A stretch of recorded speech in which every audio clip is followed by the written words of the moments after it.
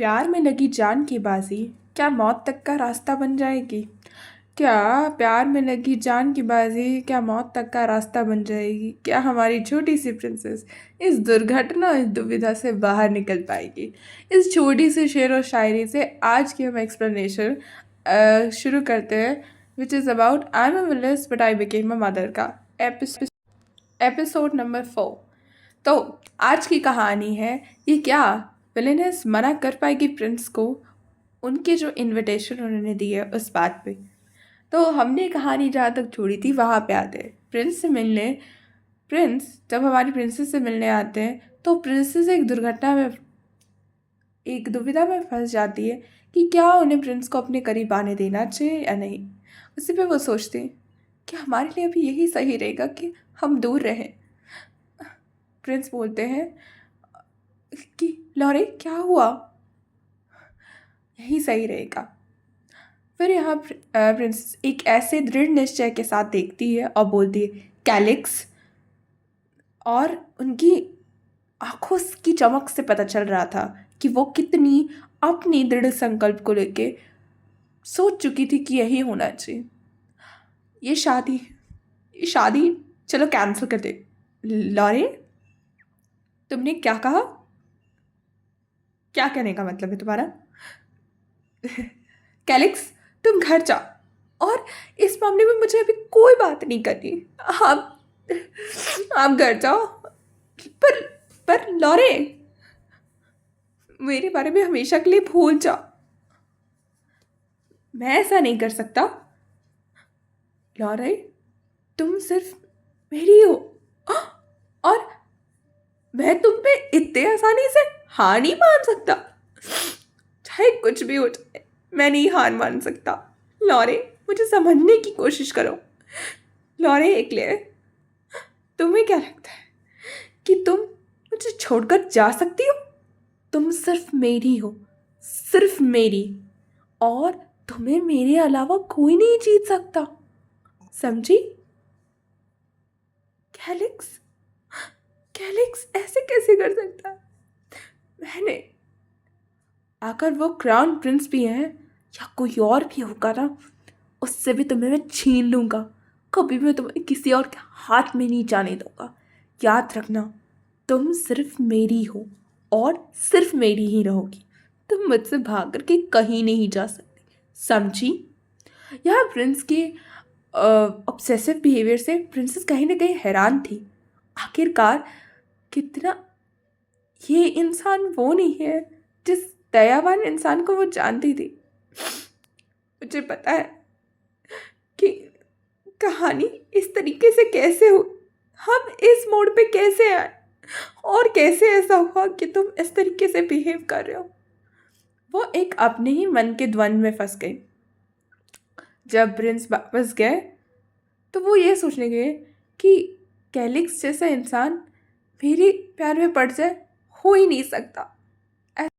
यहाँ वो मानने के लिए तैयार ही नहीं हो रही थी कि ऐसा भी कुछ हो सकता है कि कैलिक्स उससे ऑब्सेस्ड हो जाए और मंत्रमुग्ध तो होने के वजह, पर उसकी लाइन, तुम मुझसे शादी करोगी ही करोगी, मेरे अलावा तुम्हारी शादी में किसी और से होने नहीं दूंगा, तुम्हारे पास मेरे अलावा कोई चॉइस नहीं, समझी? उन आंखों में जो बातें थी, जो कह रही थी कि ये मेरी किस्मत है।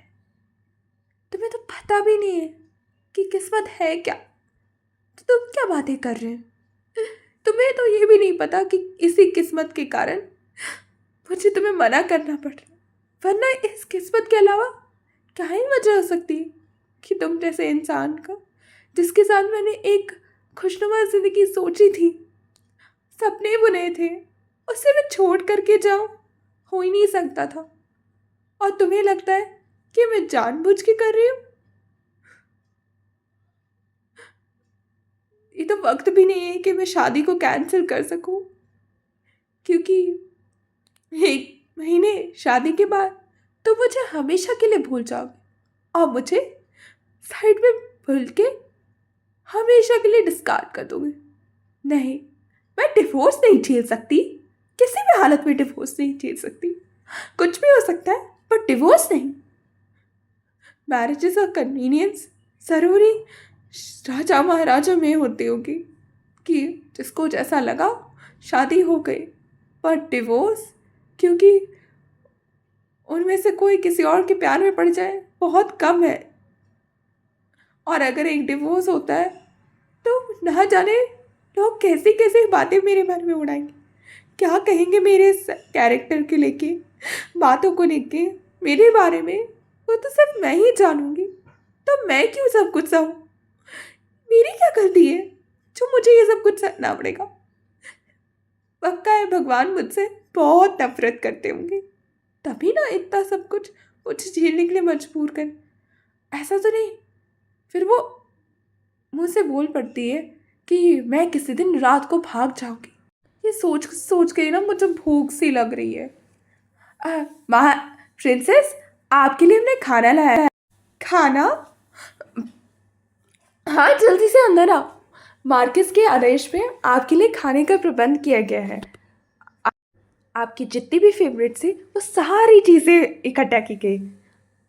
ये तो सच में ही जो जिस चीज़ें मुझे पसंद है वही चीज़ें, प्रिंस मनी मन सोच रही थी। कैलिक्स के बाद तो मेरा तो खाने का मन ही नहीं कर रहा था, और मैंने बहुत कम खाना खाया था जब मैं पापा के पास गई थी। लॉरी, तुम ठीक तो हो ना? पापा भी पूछ रहे थे। लगता है वो मेरी चिंता में बहुत परेशान होंगे और इसी की वजह से उन्हें बहुत ज़्यादा स्ट्रेस होगा। थैंक यू पापा। तो मुझे लगा कि आप अभी भूखी होंगी, तो इसीलिए मैंने थोड़ा सा ही खाना लाया है। हाँ शुक्रिया, मैं कुछ ही थोड़ा सा खाना खाऊंगी। मैं बहुत देर से ना कुछ मीठे की तो सोच ही रही थी, कुछ अच्छा मिल जाए तो मज़ा ही आ जाए, प्रिंसेस मन ही मन सोचती, और फिर अपने कांटे छुरी से खाना खाने शुरू करती। जब वो उठाती है तो इवन तो मुझे अच्छा नहीं फील हो रहा है, फिर भी मुझे ना अच्छे से खाना खाना चाहिए। ये क्या है? खाना इतना अजीब कैसा था? ऐसा लग ही नहीं रहा था।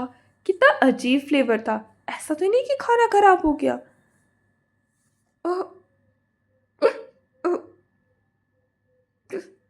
ये क्या हो रहा है? मुझे वॉमिटिंग जैसा क्यों लग रहा है? इसके बाद हम देखते हैं कि प्रिंसेस अपने आप को काबू करने की कोशिश करती है, पर उसे वॉमिटिंग जैसा लग रहा था तो वो जाके सब कुछ खाना उगल देती है। पर ऐसा कैसे हो सकता है? मुझे खाने से अचानक से इतनी एलर्जी? कहीं नहीं, ऐसा नहीं हो सकता है, कभी नहीं। ये तो हो ही नहीं सकता है। अगर ऐसा होगा तो क्या ही होगा, अनर्थ हो जाए। यहाँ पर की मूर्ति एक टूट जाती है जिसमें पंख और परी जैसी दिख रही थी। ये जो पपेट थी या मूर्ति थी, ये प्रिंस के रूम में गिरती है। प्रिंस को याद नहीं, प्रिंस कैलिक्स उस टूटे हुए टुकड़ों को उठाते और मन ही मन सोच रहे थे, आखिरकार ऐसा क्यों हुआ? बिना शक के ये सारा कुछ एक परफेक्ट प्लान था। तो फिर ऐसे कैसे हो? तुम मेरी होने ही वाली थी, तो फिर ऐसा कैसे हुआ कि मैंने तो सुना है ना कि क्राउन प्रिंस बड़े दिनों से मेरी बहन को फंसाने की कोशिश करे। तुम्हें पता भी था? यहाँ पर जब कैलिक्स और हमारी लॉरी के भाई की बात चल रही थी, तभी वो उस चीज़ों को याद करके अपने खून से लथपथ हाथ को में मूर्ति को चूर गई। आखिरकार ऐसा कैसे? उसकी हिम्मत कैसे हुई कि मेरी बीवी को चुराने की? उसके पास ज़्यादा से ज़्यादा क्या ही है? राजसी शानो शौकत से ज़्यादा है ही क्या उस कमबख्त के पास? इसकी हिम्मत कैसे हुई कि मेरी बीवी को चुराए? लॉरे सिर्फ मेरी है, और जो मेरी है उसके लिए तो मुझे इसका चेतावनी देनी पड़ेगी कि सिर्फ वो मुझे, मेरी है वो, और तुम उसको डिज़र्व नहीं करती। यहाँ खून से लथपथ उस मूर्ति पे उस खून के निशान गिरे जा रहे थे। लॉरे, जिस दिन से मैंने तुम्हें, मेरी आंखों ने तुम्हें देखा था, ऐसा लगा कि तुम मुझसे नफरत करती थी, पर फिर भी मैंने पूरी कोशिश की कि तुम मेरी फियांसे बनने वाली है और तुमसे मेरी शादी होगी।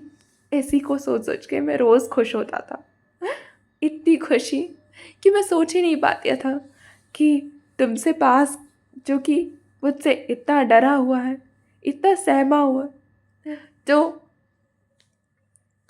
मैं वो इंसान जिसने ना दया देखी ना उसके पास अच्छाई थी, तुम्हारे लिए सब कुछ बदल दिया।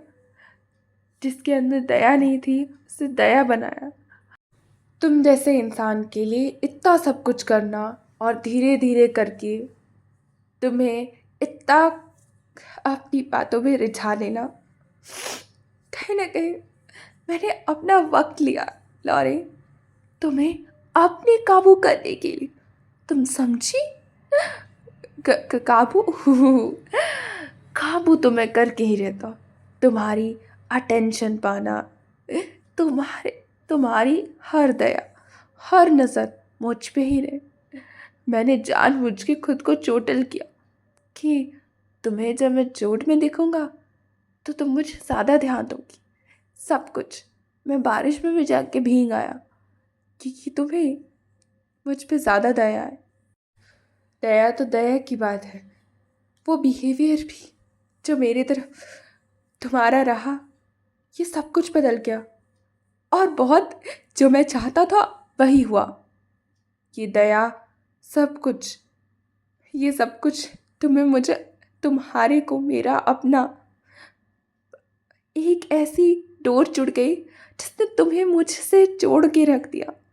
एक ऐसे फंदे में तुम फंस गई जिससे तुम निकल नहीं सकती थी। मैं नहीं चाहता कि तुम्हें मेरी असलियत पता चले। कभी भी कुछ भी हो जाए, तुम कभी नहीं जान सकती कि मैंने तुम्हारे लिए एक ऐसा जाल बुना है जिससे तुम हमेशा मुझे एक अच्छा दयावान कैलिक्स सोचो। तुम मुझसे मोहित हुई, मैंने तुम्हें अपने काबू में किया, सब कुछ किया कि सिर्फ तुम मेरी नज़र टक उठाओ तो तुम्हें बस मैं नज़र आऊँ, कोई और नज़र ना आए।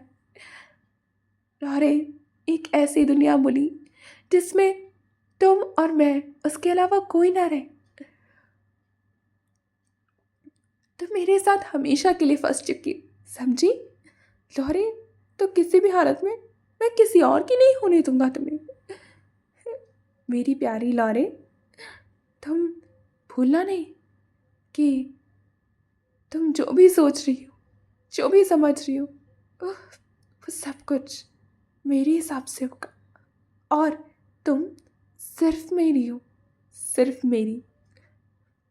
तुम्हें मुझसे कोई नहीं छीन सकता और तुम मुझसे कभी भी किसी भी तरीके से भाग नहीं सकती, समझी? यार प्रिंस तो साइको से हो गए। कहीं ना कहीं प्रिंस उस प्यार में पागल हो चुके थे जिस नशे की जाम में वो पागल हैं। उस नशे का नाम प्यार था, या एक जिद थी जिसे पूरा करने का उनका पूरा पूरा मन था। अब क्या था क्या नहीं था, ये तो कहानी के आगे में पता चलेगा कि क्या प्रिंस के इरादे सफल हो पाते, क्या उन्हें जो चाहिए वो मिल पाता है।